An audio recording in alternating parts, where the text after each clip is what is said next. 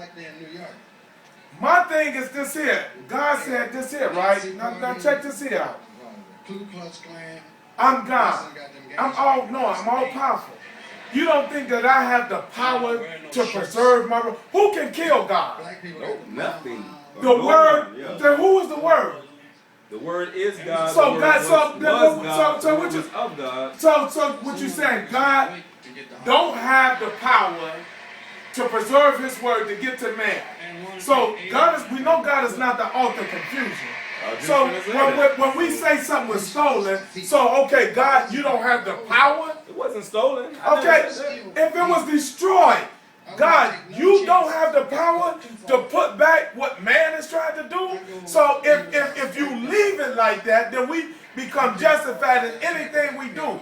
Because that is, God would be an unrighteous God to put us here and yet not make a way for us to know who He is.